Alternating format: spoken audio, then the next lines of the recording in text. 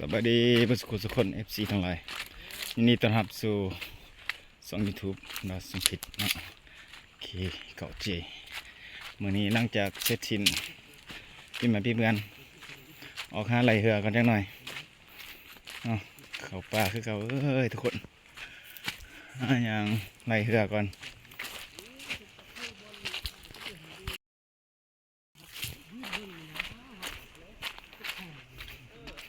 กำลังเดินทางเลยอาจจะหอดบอลกับประมาณ3 โมง3-4 โมงเนี่ยเพื่อจะหอดกำลังขึ้นข่อย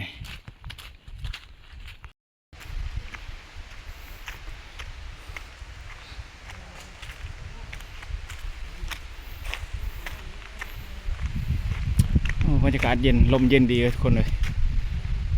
ทำอยู่ของแอร์เลยต้องหาตีนเลยเมื่อทอนเห็ดคือบูเมื่อยจะได้เมื่อยปะบ่เมื่อยตีพอดีเนาะโอ้กำลังขึ้นเก่าเดียวเท่านะ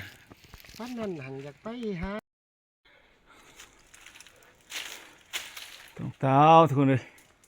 ไล่เท่านี้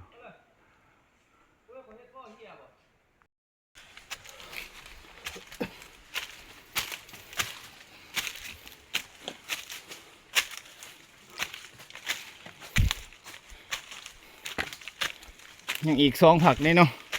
เพื่อชีวิต